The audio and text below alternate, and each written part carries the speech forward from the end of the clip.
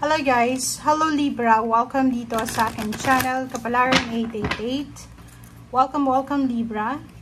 Alamin natin kung anong messages, vibration, gabay, energy para sa inyong lahat. Ito ay general reading, weekly tarot reading para sa lahat ng Libra. Maraming salamat sa patuloy na panonood Libra.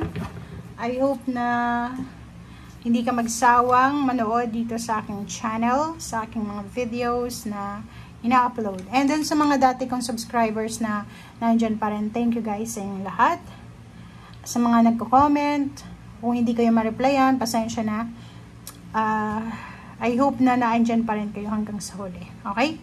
Libra, number 5, 47, 7, 8, 9, 10, 11, and 6. 11, 6, 2. Okay. May Libra dito na siguro isang mayaman na babae, may impluwensya. Itong woman holding a coin is isang babae Libra na mayaman, may impluwensya, privilege siya. Pwedeng mataas yung posisyon niya sa trabaho, mataas yung posisyon sa society. Isang babae siya na masasabi natin stable yung flow ng money sa buhay niya. Hindi siya nawawalan. As in, marami siyang savings, marami siyang hawak na pera, marami siyang hawak na authority, lalo na sa financial. Iniisip ka niya, may connection kayo sa bawat isa eh. It's either dati mo siyang boss, or pwedeng dati mo siyang kaibigan, dati mong katrabaho, or kung ano pa man, iniisip ka niya. Nakikita ko sa'yo dito na gusto ka niyang kausapin, gusto niyang makipag-communicate sa'yo. Ang problema lang dito is boundaries. Parang nakikita natin Libra na walang connection, kahit attach ka sa kanya, like may connection kayo, may past relationship kayo. Pero sa ngayon, parang nakikita ko na imposible kayong makapag-usap in person kasi nakablock na yung bawat angle sa buhay nyo. Wala nang paraan. Numbers, email, chat, social media accounts, wala nang connection. Comment down below if you resonated. May iba din sa inyo dito, Libra, na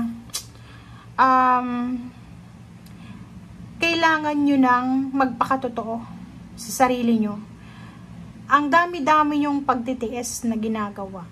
Like, may Libra ditong nagtatrabaho siya sa isang company or sa isang lugar na sobrang baba ng sweldo, pero sobrang minamanifest mo naman na tumas yung sweldo mo.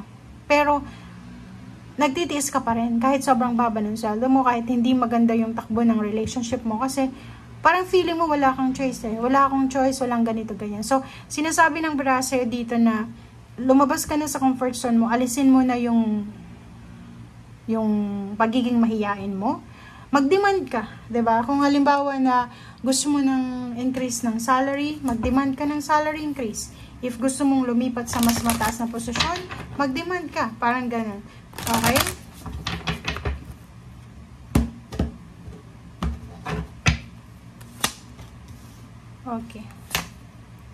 Okay. So nakikita ko sa iyo this week Libra. Medyo nahihirapan kang mag-isip siguro. Meron sa inyo na malungkot. May parang nagkukulong lang sa loob ng kwarto. Nagkukulong lang siya sa loob ng kwarto. Ayaw niyang lumabas. Realidad, physical, ayaw niya talagang lumabas ng bahay or lumabas ng kwarto kasi moody siya. Pwedeng, kung babae yan, menopausal stage na kung babae na medyo may edad. Pero kung bata pa, pwedeng may PCOS o kung ano man ang mga hormonal imbalances na meron siya. Or pwedeng nag-undergo siya ng anxiety or panic attacks or kung ano pa man. Ito anxiety to mental conflict too. So nakikita ko sir dito na hindi ka mapakali.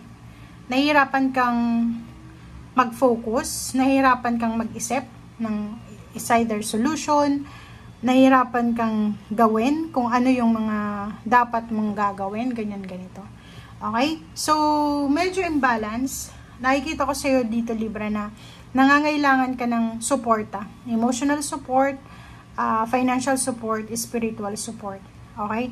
Ang sinasabi ng brasser dito, kung masyado kang namomroblema sa situation mo ngayon, hindi ka mapakali, pabago-bago yung isip mo, kailangan mong mas maging matatag.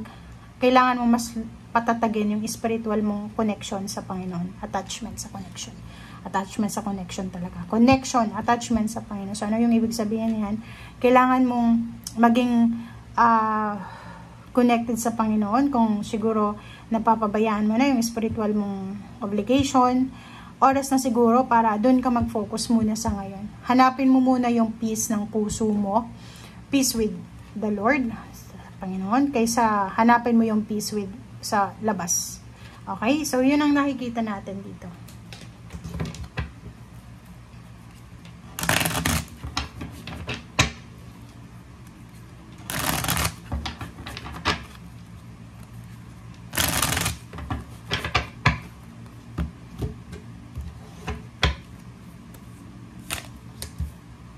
Oh, reverse. Bakit ganun?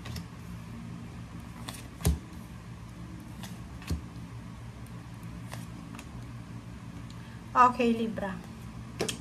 Comment down below if you're resonated. Sa linggong ito, nakikita ko sa'yo dito na siguro yon etong reverse na star and then discontent and burden and mental conflict, siya yung dahilan kung bakit ka parang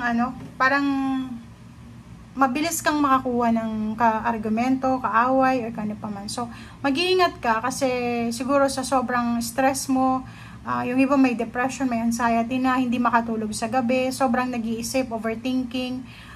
Posible kayong makakuha ng kaaway, kadiskusyon, kaaway.